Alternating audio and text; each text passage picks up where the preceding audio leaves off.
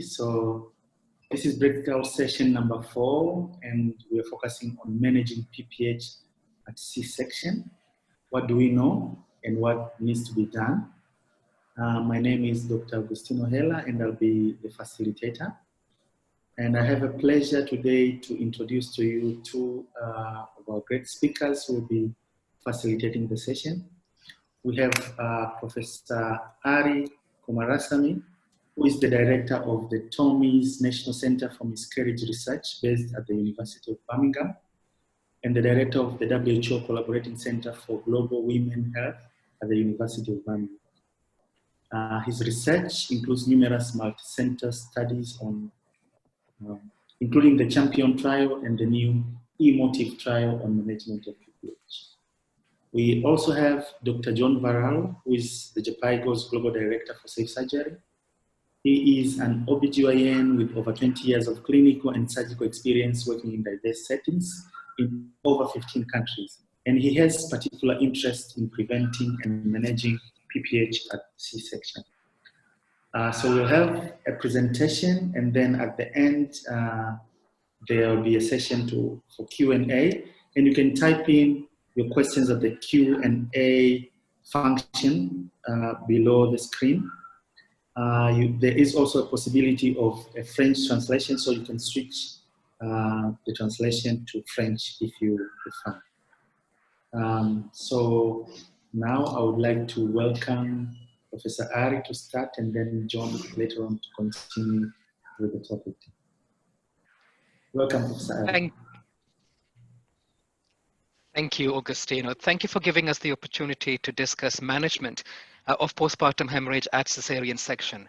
So there was a study in 2010 that looked at the frequency of operations throughout the world and found that cesarean section is the most commonly performed operation in the world. There is also data, good data from a systematic review, that 25% of women who die during childbirth die from cesarean section. They die at or after a cesarean section. Now we know that about 1/3 of those who die from postpartum hemorrhage. So this is a very important subject for us to get our heads around. Next slide, please, John. So we will start with a declaration of conflict of interest. Neither John nor I have any. Next slide, please. So what we will do in this session is to look at the epidemiology and the diagnosis of postpartum hemorrhage at cesarean section. Then John will take over management and give us a steer on where we might want to go from here. Next slide, please. So in terms of diagnosis, we need to have a definition so that we are all talking about the same entity, and the diagnosis of postpartum hemorrhage at cesarean section has been a subject of some debate.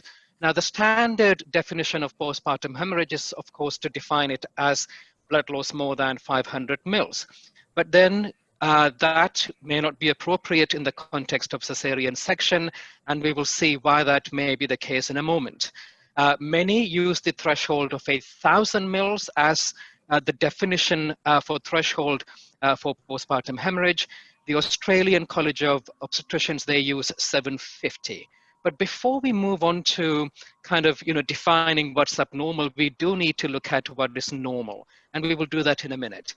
Now, before I do that, let me just also tell you that severe PPH is often defined as 1,500 mils or more, and massive PPH as 2,500 mils or more. So that is, almost half of circulating volume. The prevalence of it, this data comes from a very good Australian study. More than 1,000 mil loss was found in 5% of women having elective cesarean section and 7% of those who are having emergency cesarean section. Now, in terms of severe PPH, the prevalence was found to be 3% of those who are having emergency cesarean section. Next slide, please. Okay, so we've got some brand new data for you. This has not been seen by anyone, I would have said, but the previous group have seen it, so you are the second group to see it. What we did was we looked at data to try to understand how much blood is normally lost during cesarean section. Now, when you look at all the studies, there were 38 studies, and we found that the average blood loss was about 600 mils. Elective cesarean section and emergency cesarean section, we were able to separate them out, and you find that the elective was associated with about 600 mils loss on average, and emergency 100 mils more. So if this is the average, you can see, if you were to set the threshold for PPH definition at 500, you're going to end up with lots of cases of PPH. So next slide, please. So this now looks at the prevalence of postpartum hemorrhage by the two definitions, 500 mils and by 1,000 mils. And what you see is that if you were to define PPH at cesarean section as loss more than 500 mils, then it is very common. If you were to look at studies that had used objective measurement of blood loss, there were 14 studies, and the prevalence was found to be 45%. So this is very high. When you look at elective cesarean sections, it was 41%. And when you look at emergency cesarean sections, it was 57%. Okay, so this is objective assessment of blood loss. When you look at subjective assessment, what's interesting is that there appears to be a gross underestimation of blood loss. Only 10% compared with the 41% here for elective cesarean sections, and 15% compared with objective assessment, which yielded 57% for emergency cesarean section. So you can see that subjective assessment may grossly underestimate the prevalence of postpartum hemorrhage.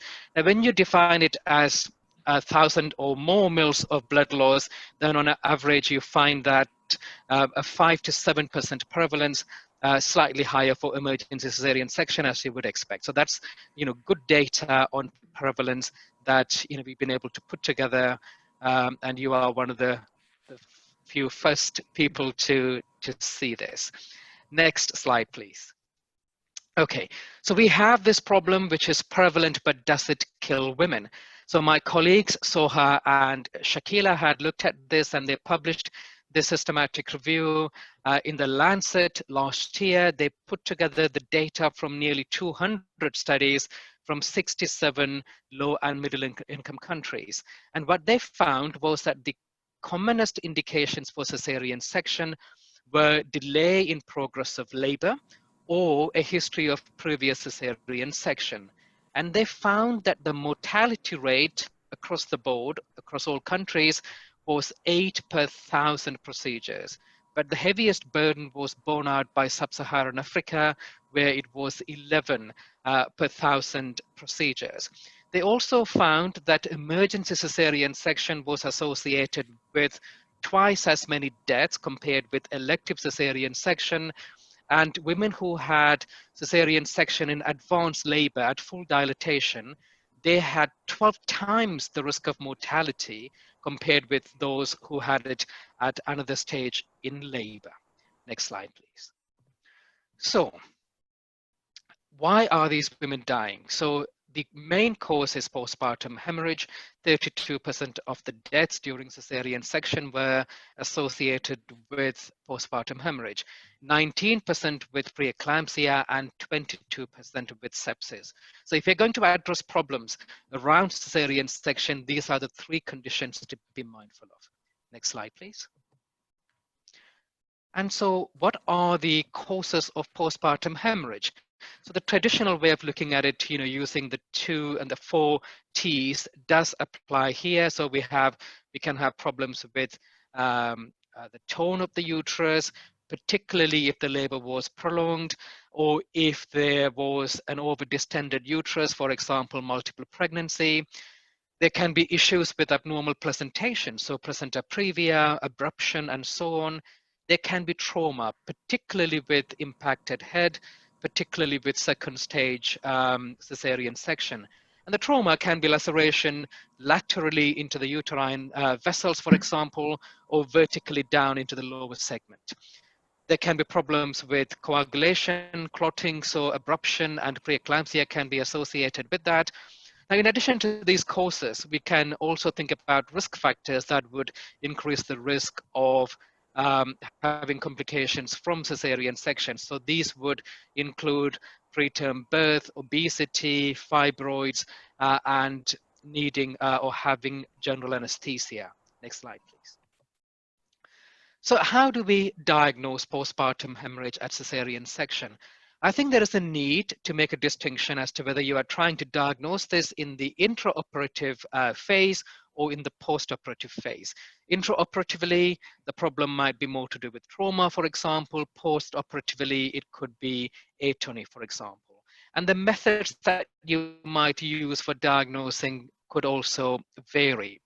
Now, people can diagnose, detect postpartum hemorrhage visually, estimation, or objectively by using collection drips, for example.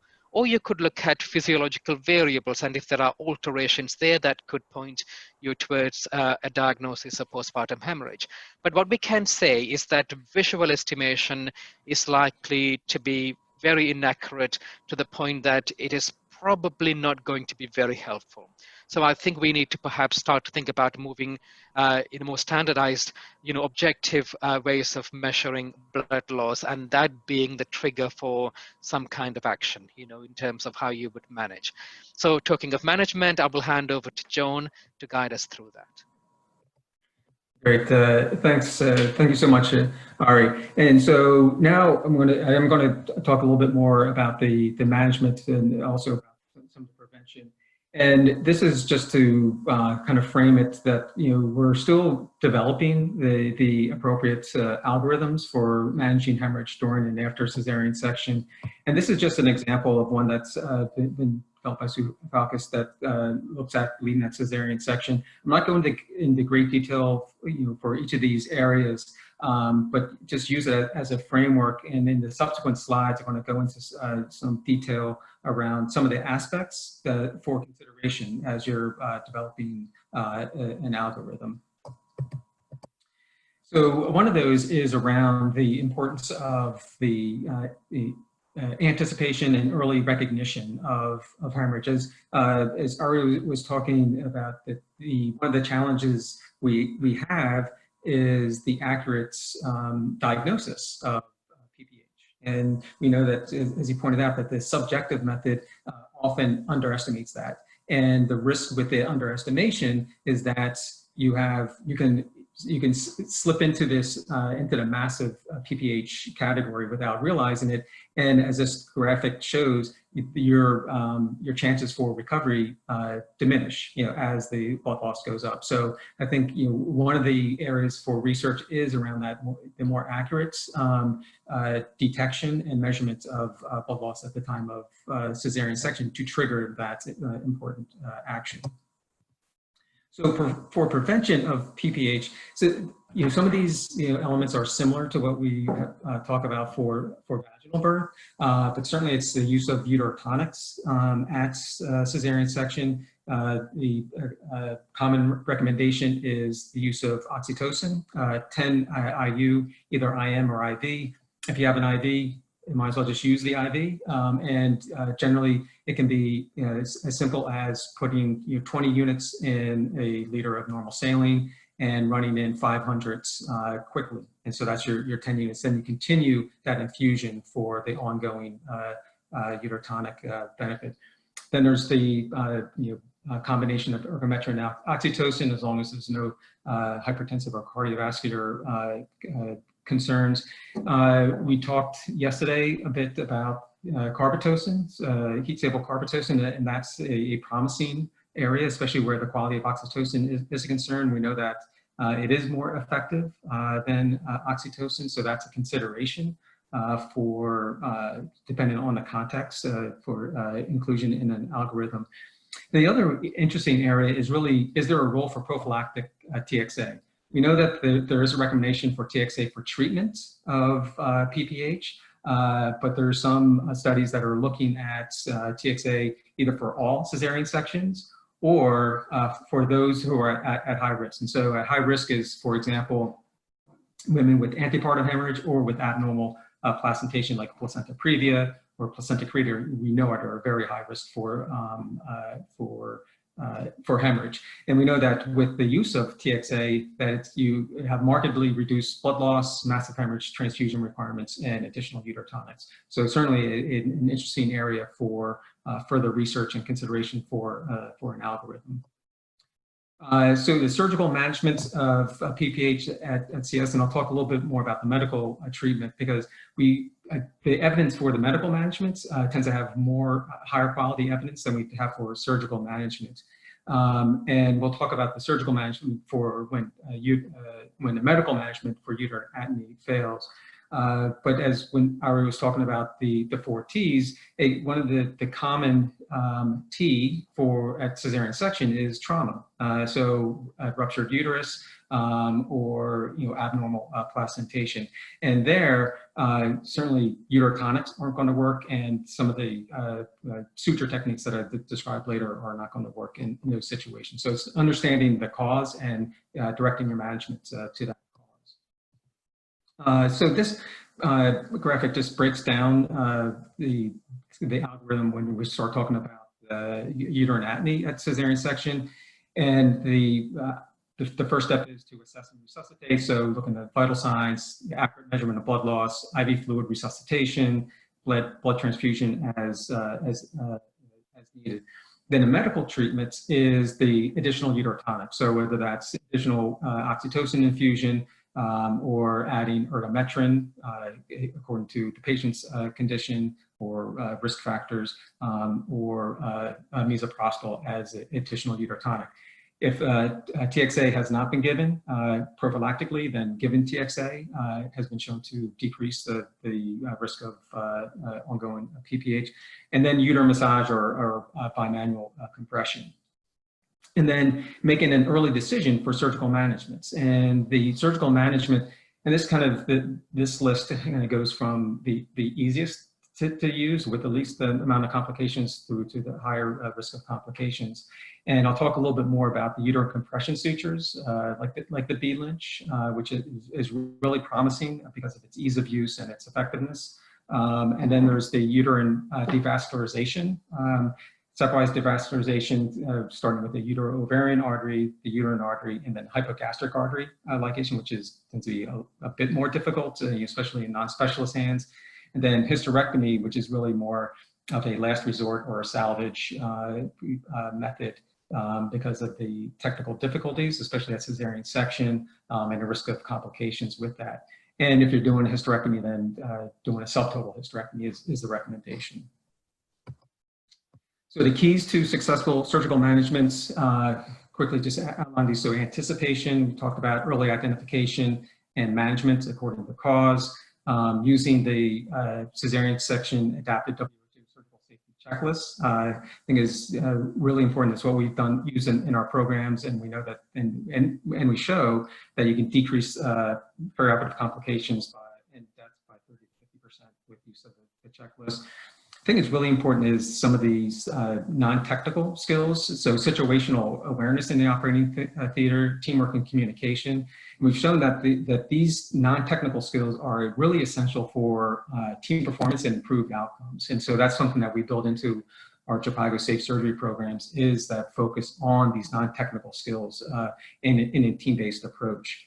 The early decision to use compression sutures for uterine PPH, because that ongoing blood loss, so as we see, the more blood loss, the more difficult it is to treat. So making that early decision to use those compression sutures and knowing how to use them, and the post-op care and monitoring, that tends to be a gap in that the recent study in the Lancet by Picard and group showed that the vast majority of deaths occur within the first 24 hours. So care doesn't stop in the operating theater; it continues in the postoperative. So I'll just quickly touch on the B-Lynch suture if you're not familiar with that. It's a simple procedure. It was developed by Dr. B-Lynch in the 90s. It's a simple procedure to do. It takes less than 2 minutes to perform. Easy to learn, easy to practice on a simulator, in a very low-tech simulator. Does not require special equipment or supplies. It's just a suture that you have operating theater, and the effectiveness is generally 75 to 90%. And the graphic on the right kind of shows how it's performed. And we'll go into great detail with it, but it's very simple. It's just that, certain landmarks, you insert like 3 centimeters from the medial side in, out, and then you loop it around and to the posterior, do the same, and the posterior, come back to the anterior. And then as your assistant is compressing the uterus, so pushing it down, then you tie the suture. So it's compressing the uterine wall. So it's essentially creating a contraction. And you can see the photo there in the lower right. That's from our Cambodia program that shows what it looks like afterwards. And it's effective about 75 to 90%. There's some variations on it, but really the B-Lynch is the one that has the most research behind it and is very simple to use, and it is effective. Some considerations is not to use permanent suture because of the risk of bowel herniation or strangulation. You want something that's absorbable. And then there's some concerns regarding risk of uterine necrosis if combined with devascularization suture. So generally, the general recommendation is that just use a compression suture, and if that does not work, then to move on to further surgery. So where do we go from here? So as we said, that we still building the body of evidence, and some of the work we're doing, or it's being done with the Gates Foundation, is the emotive study. So the cesarean section arm of that. So looking at developing a strategy for early detection and management of PPH cesarean section. So looking at bundles plus algorithms, seeing what the right combination is, and then developing a strategy for implementation. Another work is the Where and Why project, which is developing a very powerful tool to understand the epidemiology of cesarean section at provincial and district level. So the key takeaways, we know that cesarean section is a significant risk for hemorrhage and maternal mortality, and we know that cesarean section rates are increasing worldwide, so it's important to address that. And if we're really going to make any kind of real headway on maternal mortality and on PPH as contributed to that, then we need to include surgical managements for PPH and managing hemorrhage at cesarean section in all of our programs. Evidence is building for the most appropriate bundles and algorithms, but we know that more research is needed in that area. And any implementation requires more than just the technical competencies. We need to include the non-technical competencies in order for it to be successful. And the B-Lynch uterine compression suture is really an attractive method that should be included in all programs that provide cesarean services, especially those with non-specialist work. So I'll end there. So thank you, and we'll open it up for some questions. Thank you so much, John and Professor Ari. So if you have any questions, please type them. Currently, we have one question from Sapana, and he is asking, is it better or mandatory to do a bilateral uterine artery ligation or utero-ovarian? I guess related to the uterine vascularization that you described, John. Yeah, so it's a good question. You know, they talk about stepwise devascularization, and generally it's the uterine artery ligation that's going to be more effective. And the importance is the location of that. So you want to do that, you want to get the descending branch, so below the level of the uterine incision, and then you can recommend even doing a second bites higher up on that side, but and doing it bilateral. And then the next step is to do the utero-ovarian. But it's important to continue to assess if you have ongoing bleeding. And I think that's one of the things that can be a little bit of a challenge. So ensuring that you're looking for the bleeding from the vagina, because this is not going to affect the uterine anatomy, right? So, I mean, you're not going to see the uterine tone improve. You're just trying to reduce the pulse pressure, essentially. But those are relatively easy to do. It's when you get into the hypogastric artery ligation where it becomes technically more challenging, especially for non-specialists. Thank you, John. We do not have any question at the chat, at the Q&A function, but probably can you share with us, because I know one of the challenges we face in these programs is for the providers to have adequate practice in simulation. Can you describe how simulation can improve C-section skills and also skills for billing application? Yeah, it's a great question, and it's something that we've have incorporated into our programs, because I think that's really important. A lot of surgical skills, we tend to think that it's kind of like on the job, training, and so it's just kind of you're in the operating theater to do it. But we've really have come a long ways with relatively low tech simulators. And we've recently developed one with Laravel, the C-section simulator with that helps with the practicing the surgical technique, not only for cesarean section, so even like the layers going through the skin all the way down to the uterus, and doing and being able to do the bead Lynch. And the nice thing about that as well is that we integrate that into a team-based approach. So we're using the surgical safety checklist. We're looking at communication skills, teamwork and communication, not just the technical skill, but kind of building that in as a comprehensive approach to it. Thank you, John. There's one more question at the Q&A function. Lee is asking, and he's saying, thanks for the presentation. You mentioned the where and why study on epidemiology of C-section. Can you share more information? Sure. I think this is best done by doing a screen share. Can I do that? Have I got permission to do that? Yeah, I stopped sharing. Thank you. Right, let me just open this.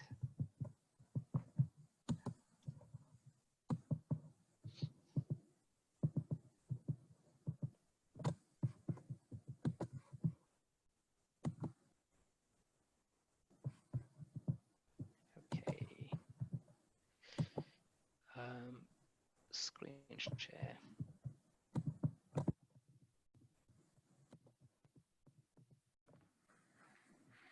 Okay, so this is taking the example of South Africa, and you can see at the level of kind of provinces how many live births there are, and also how many women have died.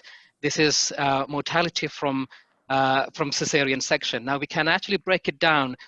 We can then look at number of cesarean sections. We can look at the cesarean section rate. The website hasn't been optimized yet, so it might take a little while to load up. But yeah, so you can now see the cesarean section rate and how it varies from province to province. But we can actually take it down to the level of district. Let's see if we can do that.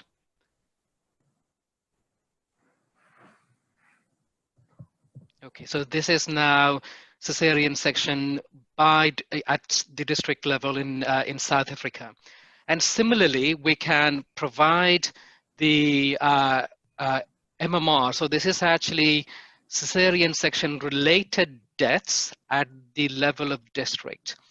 And so this is the MMR. This is just to give you an example, a demonstration of the granularity of the data, and also this could be used for for research purposes, for planning services, but also for identifying positive outliers. There are those who seem to be doing better than others, even within a given province, and this would allow us to identify such districts and see what we can learn from them. So here you can see that the MMR for each one of the district has been ordered in ascending order, and we've got the number of deaths that have occurred in those districts, and the cesarean section rate is given with the recommended 15% represented there in a red line, and so on. So this is just giving a lot of information that would allow us to really understand what's going on the ground level, and then plan research and service development and delivery based on information. So this is, work in progress, but hopefully this would generate the sort of data that would be useful for many people. Thank you so much, Professor Ari. I guess we are out of time. Ryan can confirm, but I've just put on the chat function the link for the website, and we should be getting back to the plenary.